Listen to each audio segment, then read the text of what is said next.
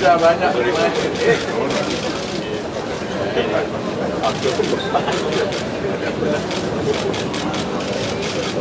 saya dah banyak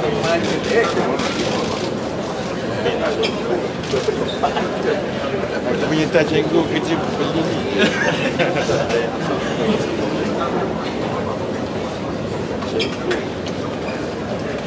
Aku punya tak cikgu kerja beli ni je. Showing your pin to the whole. Yeah.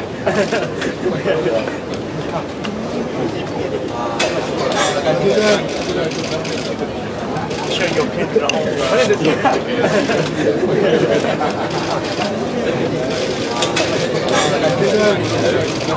Yes, configuring configuring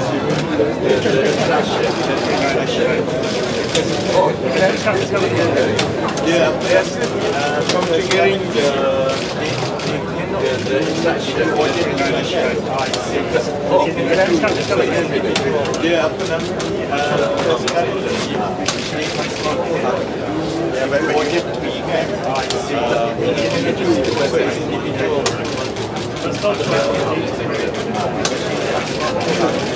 yeah, but you have to back the sequence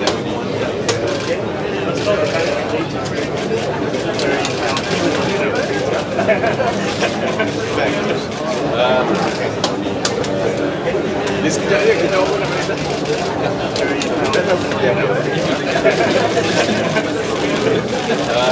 So Cap, di sekejap je kita orang nak berita. It's a very short one.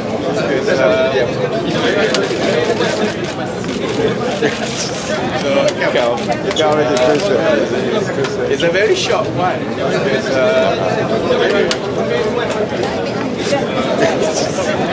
Kau ada terus. Nanti dia ingat Datuk reporter.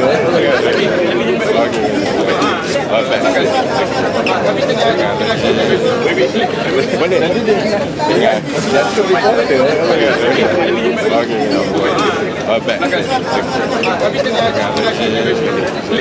Boleh. Dengar. Okey, boleh. Assalamualaikum. Belum lagi.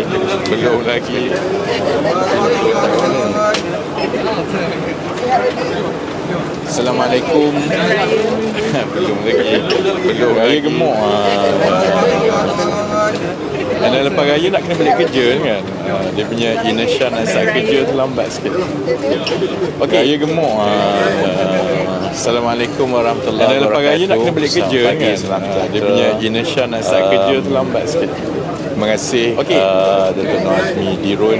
Assalamualaikum warahmatullahi wabarakatuh. Selamat pagi dengan pimpinan wakil daripada MRCB.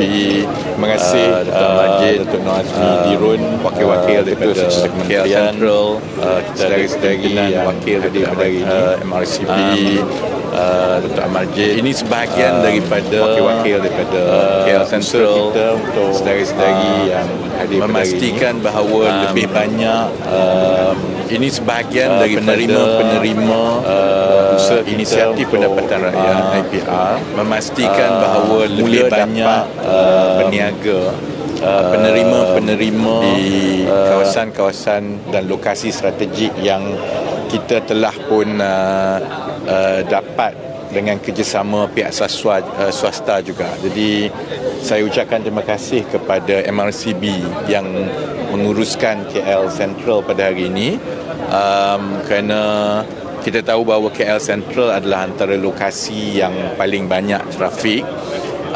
Kalau difikirkan untuk golongan daripada BIM antara lokasi yang paling banyak untuk mendapat peluang berniaga kalau difikir lokasi-lokasi seperti golongan daripada BIM 40 sebelum ini hampir mustahil kerana sewa dia dan juga proses untuk mendapatkannya itu rumit dan mahal. Sebab itu IPR ini dirancang dan dilaksanakan dengan keseluruhan kerjasama segenap lapisan masyarakat dan kumpulan, termasuklah pihak kerajaan yang merentasi kementerian, juga pihak swasta, juga orang ramai. daripada rekod yang kita telah ada setakat ini, kita telah diyakinkan bahawa sebenarnya model perniagaan melalui vending machine ini yang memberi peluang kepada golongan B40 dan miskin tegar memang mampu menjana pendapatan bersih sekurang-kurangnya RM2,000 sebulan. Dan insya-Allah dengan bantuan media juga, apabila orang ramai tahu tempat-tempat hub pengangkutan yang strategik seperti KL Sentral ini pun sudah mula ada mesin vending ini yang diusahakan oleh penerima-penerima miskin tegar dan B40. Kita juga yakin penerima-penerima di sini akan mendapat pulangan insya-Allah yang sama seperti penerima-penerima lepas. Sudah tentu saya tahu proses itu mengambil masa, dan yang ini juga yang saya ingin sampaikan kepada pemohon-pemohon yang sekarang ini menunggu giliran mereka, kerana berbeza dengan program-program yang diusahakan sebelum ini, IPR menambah baik pelaksanaan kerana hampir semuanya itu infrastruktur, pasaran disediakan oleh pihak kerajaan dengan rakan strategik. Tapi walaupun itu baik kepada penerima, beban dari segi pelaksanaan itu bergantung kepada pihak kerajaan, pihak kementerian dan juga rakan-rakan strategik. Kerana kita kena menyediakan mesin, kemudian kita kena memastikan ada rakan strategik yang akan memberikan tempat, dan proses itu mengambil sedikit masa. Untuk pengetahuan pihak media dan orang ramai juga, apabila mesin-mesin ini ditempatkan di lokasi-lokasi strategik, ia juga melibatkan sumbangan CSR daripada rakan-rakan strategik. Contohnya macam KL Sentral diuruskan oleh MRCB, maka MRCB sebagai rakan strategik sebenarnya menyumbang juga, kerana dia tidak mengambil sewa, malah elektrik pun dia tak ambil. Kan? Jadi perkara yang sama juga di tempat-tempat lain. Bila kita tempatkan di stesen-stesen LRT, MRT, komuter dan lain-lain, maksudnya tanggungan kos itu disumbangkan oleh rakan strategik masing-masing. Sebab itu jumlah harga yang ditawarkan mampu menampilkan harga-harga yang lebih rendah, RM2, RM4, RM3 kan, kerana penerima mengeluarkan modal pusingan semata-mata untuk menyediakan makanan itu saja. Kos lain yang sebenarnya kos yang besar yang menyebabkan dan mendorong juga harga barang makanan siap itu lebih mahal jika tidak melalui program seperti ini. Kos sewa, kos elektrisiti, kos pekerja itu diselesaikan secara bersepadu melalui mesin vending ini. Jadi dalam bulan Mei ini insya-Allah ada 100 lagi mesin yang akan dipasang.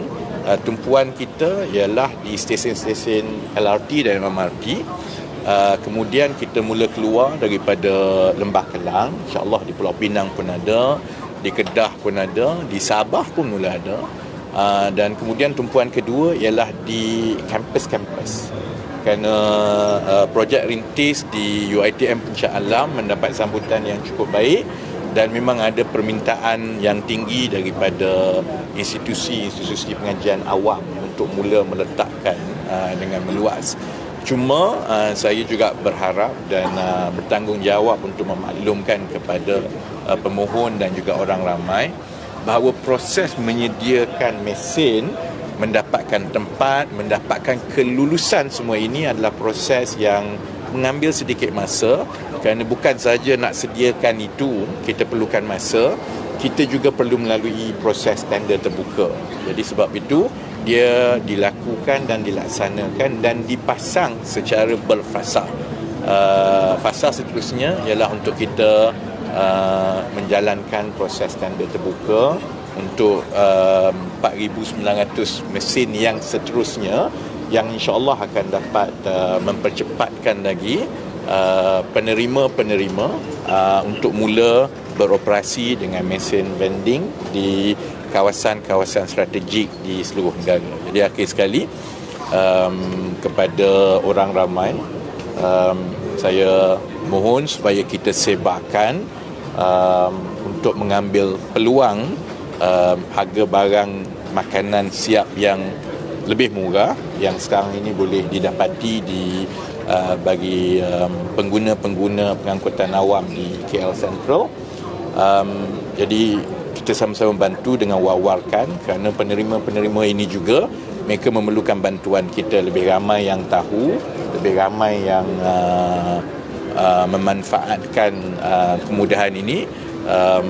Pulangan itu dan bantuan itu sampai terus kepada penerima-penerima.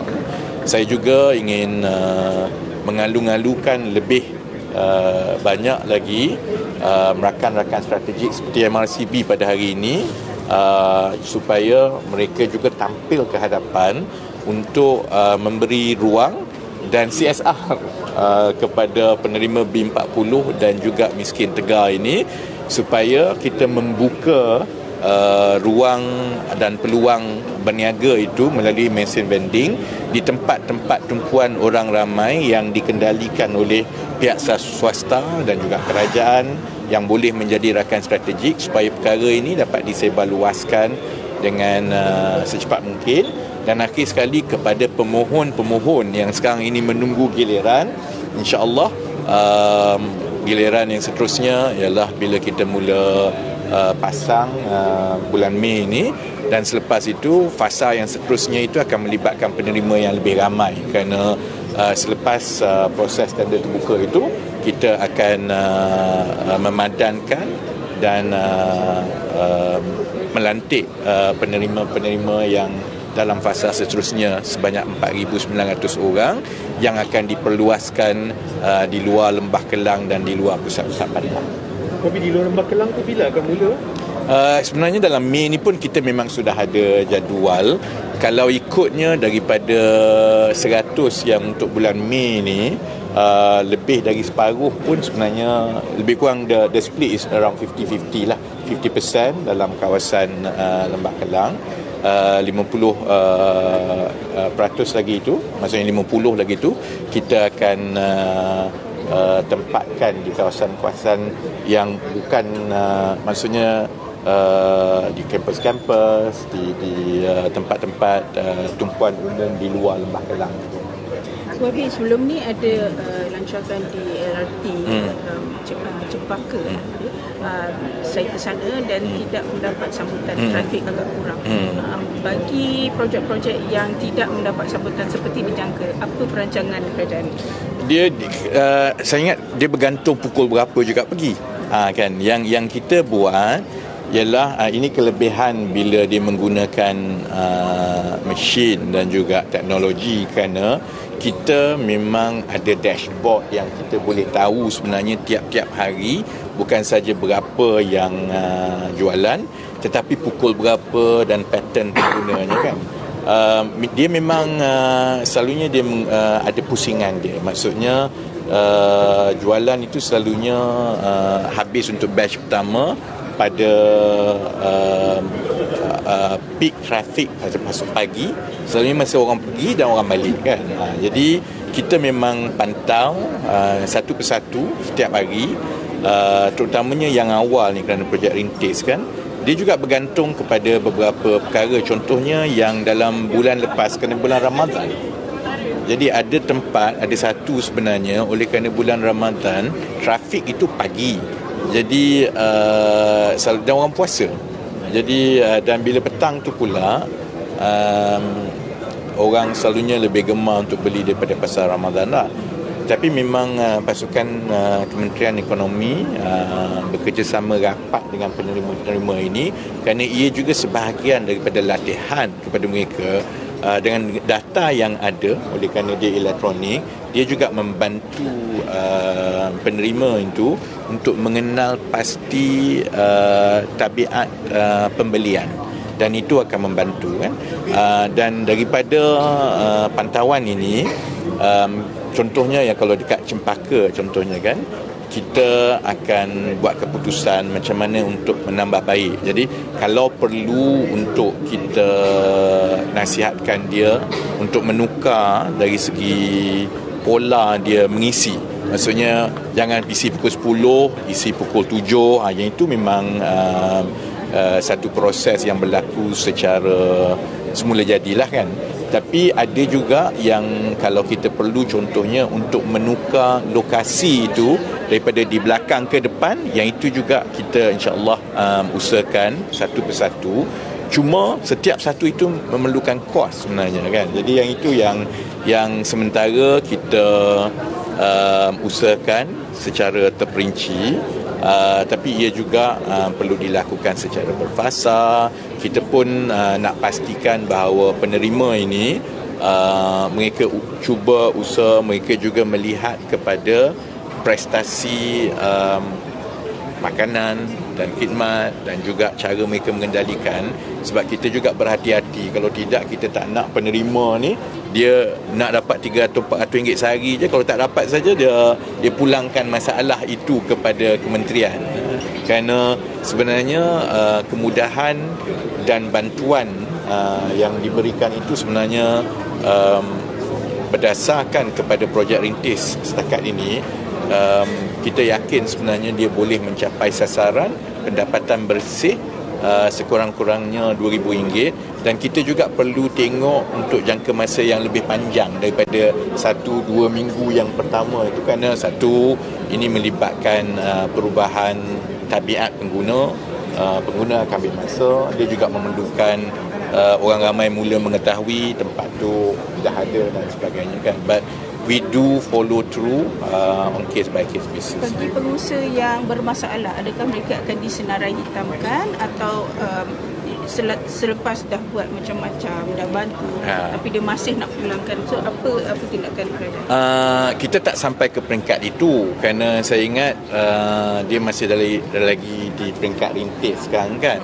Tapi bila kita sudah sampai skala penerima yang mencukupi, maksudnya 5,000 orang yang pertama, barulah kita boleh nampak ialah dari segi risiko dia, dari segi penerimaan dia.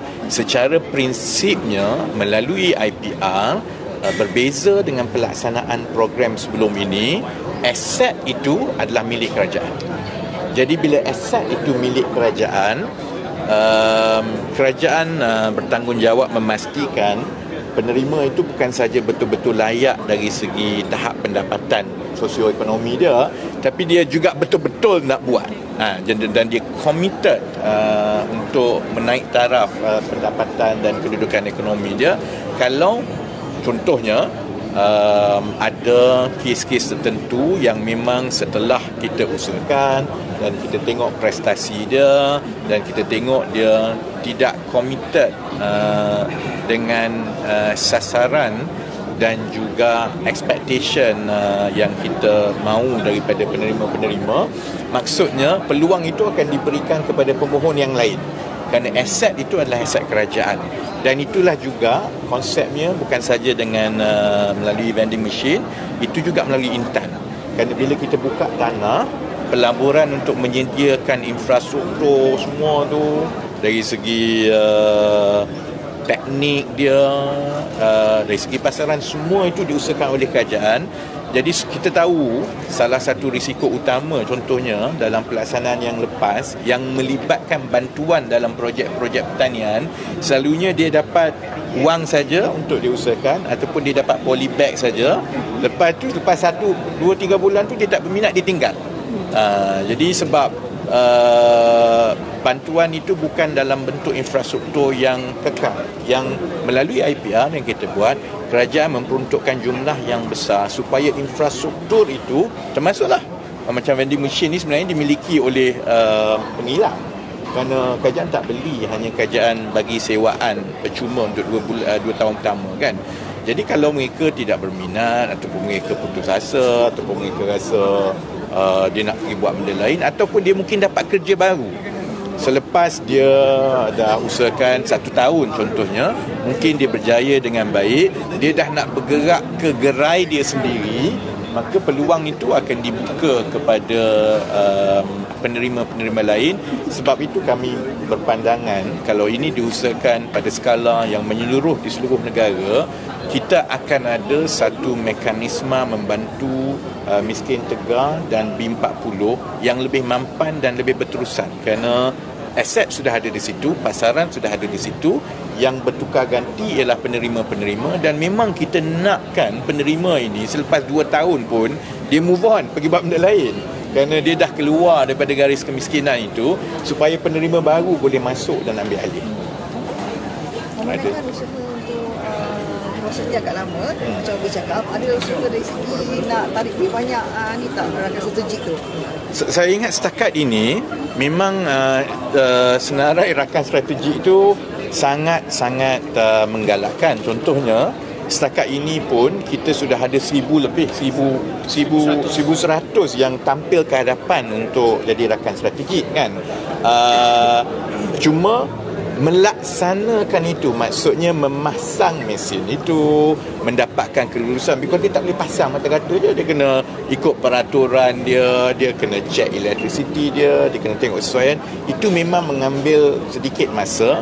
Dan kalau dari segi mesin banding ni, dia juga bergantung kepada proses tender terbuka itu, supaya penyedia-penyedia mesin ini boleh, bila dia dah dapat, maka dia boleh sediakan ya. Jadi yang mengambil masa sedikit beberapa bulan ini ialah untuk melalui proses tender terbuka ini. Tapi untuk Intan contohnya yang memang memakan masa lebih lama, kerana kita nak, kalau tanah, bayangkan tanah 80 hektar, kita nak bersihkan tanah, kita nak pasang semua infrastruktur tu, memang satu projek akan ambil masa 3-4 bulan dengan tender terbuka dia dan sebagainya. Sebab itu fasa seterusnya memang kita akan umumkan dalam masa yang terdekat ini, supaya kita mula membuka program IPR ini kepada rakan-rakan strategik yang ingin mengusahakan, maksudnya pihak swasta yang ingin mengusahakan tapak-tapak Intan ini secara swasta, kerana itu akan mengurangkan belanja kerajaan. Tapi model dia agak berbeza lah. Yang untuk fasa pertama ni memang semua kerajaan buat, termasuklah perbelanjaan dan sebagainya. Yang fasa seterusnya kita akan mula pertimbangkan untuk buka kepada syarikat-syarikat swasta yang ingin mengusahakan secara komersial, tetapi penerima pekerja dia itu sebenarnya penerima-penerima IPR. Jadi yang itu juga kita berharap kita akan dapat mempercepatkan lagi lah skala pelaksanaan. Okey, terima kasih. Okey. Sebentar aku tengok pergi semasa. So, daripada pengambilan dari Keramat.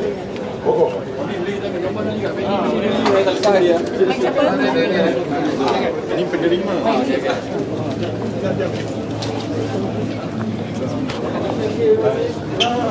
Aku dah puas lah.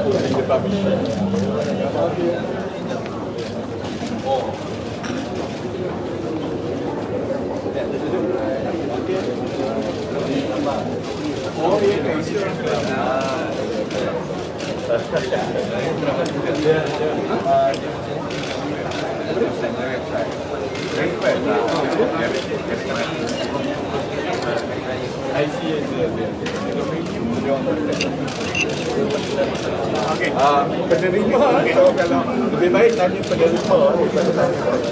Okey. Terima kasih. Thank you, Min. Bye. Pot dah tu. Pot enggak? Pot dah.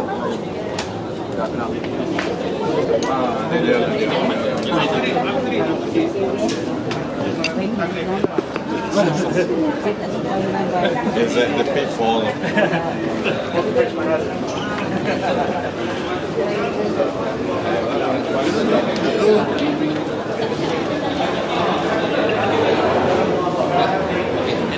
Stop. Kau masuk poster, kau stop.